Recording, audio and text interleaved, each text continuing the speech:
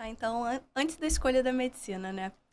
Muita gente pergunta, né? Acho que para vocês também, de por que a gente escolhe medicina. E parece meio clichê, mas assim, às vezes a medicina escolhe a gente. Eu, quando criança, não conseguia ver outra opção, além de ser médica. Não tinha ninguém na família que pudesse ter influenciado, mas era o que eu queria e era onde eu me sentia, que era como se fosse o meu lugar, né? E sempre tinha aquela grande pressão de todo mundo de, passar no vestibular para medicina é uma coisa muito difícil, você tem que estudar muito. E acho que quando eu quero uma coisa, eu vou dedicada até o fim, até conseguir. E aí, consegui passar no terceiro ano, graças a Deus, entrei na faculdade super nova. Entrei quando eu tinha 17 anos. Eu sou de Niterói e eu fiz UF, então para mim foi muito bom, porque consegui estar já no lugar que morava, não precisei me mudar. Universidade Federal Isso, Fluminense, em Universidade Federal Niterói. Fluminense, perfeito. E durante a faculdade, eu acho que a escolha da cirurgia foi também natural. Acho que pelo fato de ser muito prática, muito objetiva, de querer resolver as coisas, era uma certeza. Eu queria uma área cirúrgica. E quando que você decidiu assim? Só para as pessoas às vezes não sabem muito tempo esse time, mas o curso de medicina é um curso longo, né? Ele Sem tem dúvida. 6 anos e você tem até o 6º ano para decidir qual especialidade seguir. Porque quando você termina o 6º ano, você é médico, mas você não está ligado a nenhuma área. É um né? generalista, né? Um generalista. E depois você vai escolher o caminho a seguir. Existem 2 caminhos iniciais que a gente decidir se você quer uma área clínica ou se você quer uma área cirúrgica. E aí você está contando que a área cirúrgica bateu mais forte. E em qual momento que foi isso? Acho que desde o início, como a Karine adora falar, o sininho tocou. E acho que desde a época de anatomia, dos primeiros períodos, já era uma coisa que eu tinha mais afinidade, que gostava mais. Mas quando você começa a ter contato com o paciente e quando vai para a parte prática, que você já vai da metade da faculdade para o fim, né? Lá para o terceiro ano, que você entra no centro cirúrgico e você fica ali deslumbrada, que você quer estar em todos os lugares, participar de todas as cirurgias ao máximo. Durante a faculdade, eu não tinha a certeza de que era vascular que eu queria, apesar de tinha liga de anatomia, que eu tinha muito contato com o pessoal da vascular, mas ainda não era uma certeza e eu tentava não cobrar de mim, porque eu me cobro muito das coisas, de definir isso ali. Quando a gente forma, né, a gente faz a primeira residência de cirurgia geral, então ainda tinha 2 aninhos ali para poder ver melhor as especialidades e escolher qual que eu queria. E aí, durante a residência de cirurgia geral, foi bem claro para mim. Uma das coisas que eu acho que chama mais a minha atenção na cirurgia vascular é a versatilidade dela. Tantas opções de tantas áreas de atuação, que a gente pode tanto ter cirurgias arteriais, pacientes muito graves, a parte venosa, que tem essa prevalência enorme no nosso meio, tanto o consultório, quanto exames de imagem, trabalhar com Doppler. Eu acho que isso foi uma das coisas que me atraiu, a intensa gama de opções, Você né? nunca teve dúvida? Nunca é uma palavra muito forte, né? Mas, assim, foi bem direcionado. Mas o que mais te atraiu, assim, na cirurgia vascular, Bruna? Eu acho que é exatamente isso, essa versatilidade? muitas opções e, assim, muitas opções desafiadoras. Uhum. Acho que isso chamava muito pro lado de um desafio mesmo. Desafio, né? Mas durante a faculdade de medicina, em algum momento você teve orientação, uma orientação formal dentro do curso de medicina, quanto à escolha da sua especialidade? Formal, não. E acho que Não existe isso na medicina, não existe, né? é uma coisa que peca muito na nossa formação, né? A gente não tem essa orientação. E acho que além da escolha da especialidade, de como seguir a carreira. E acaba que, seja por imaturidade, às vezes falta de conhecimento, mas a gente se auto-sabota, né? Eu não ia para a faculdade pensando em como que eu ia fazer depois. A gente fica muito focado na anatomia, na cirurgia, na técnica em Nos si. desafios da própria parte técnica médica. Com certeza. E a gente acaba não tendo nenhuma orientação. É uma coisa que eu senti muita falta.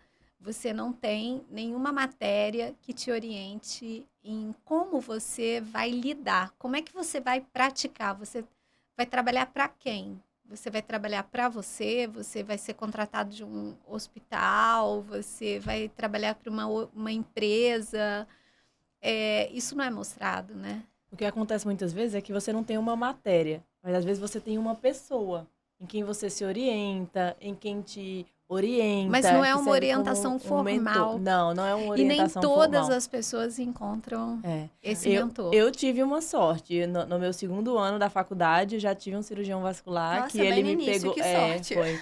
Ele me pegou pelo braço, a gente montou um estágio de cirurgia. Mentira. E já começamos desde ali. Foi. Então, assim, eu tive essa sorte, mas não era da faculdade, não era um planejamento. Não era para todo mundo. Não era. Era uma pessoa que me orientou e a gente foi fazendo várias coisas dentro dessa área. Então, eu acho que é importante você ter uma figura, né? Onde você se espelha, onde você busca orientação. E é isso que você não tem, muitas vezes, na grade curricular, né? Da medicina. Você busca por alguém, né? Eu acho que é uma coisa que deveria, inclusive, ser trazida para a discussão, né? Com certeza. Por que uma faculdade de medicina não tem na grade dela uma orientação quanto à especialidade? Antes de entrar na faculdade, não tem orientação profissional? Quando você entra na medicina, existem tantas formas de você trabalhar. Você pode ser um pesquisador, nunca mexer com o paciente. Você pode ser um radiologista que só faz exame. Você pode ser um clínico geral que cuida da família inteira, de uma família inteira. Você pode ser um cirurgião geral ou um cirurgião super especializado. E você não tem essa noção desse leque todo. E poderia haver uma orientação vocacional dentro da medicina para direcionamento de carreira, né? Eu sinto que isso é falho na nossa formação. Eu acho que tem muita coisa que é falha, assim, a gente aprende muita parte técnica, né? Você aprende, você tem dor de cabeça, quais são os remédios que você pode passar.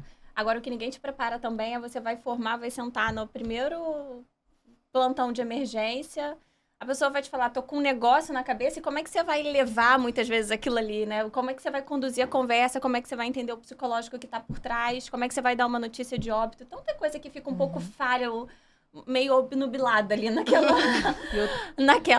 na formação, porque a gente aprende muito a parte, na minha, pelo menos, eu senti isso, é muita parte técnica, mas falta, acho, uma coisa mais subjetiva, né? Uma coisa de como lidar com o paciente, o que a gente fala de experiência, de contato, como, né, lidar com situações difíceis. Isso eu mesma tenho na minha história uma história que eu fiz uma escolha, né?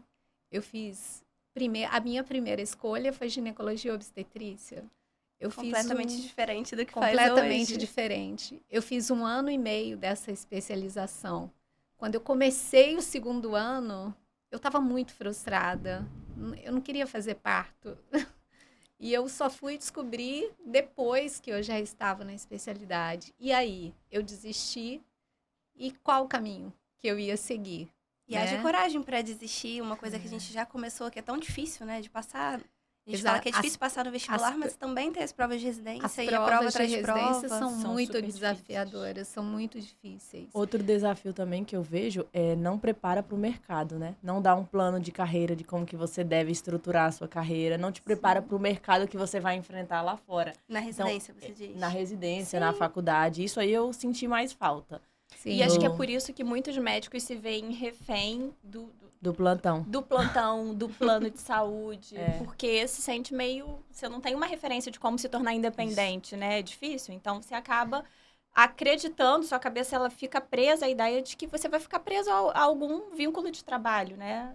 Ser independente, ser empreendedor é mais difícil. É muito difícil, é mais longo, é um caminho bem mais longo. Você tem que ser estratégico, você tem que se programar para fazer aquilo, inclusive financeiramente, porque na fase em que você está fazendo a sua especialização, você fica muito dedicado. Às vezes você fica 4 anos, 5 anos dedicado a se especializar. E com uma carga horária semanal muito alta, né? Você não consegue conciliar, trabalhar e fazer a sua especialização. Sim. Então, é um período realmente muito difícil para o médico até ele virar um especialista. Muitos desistem.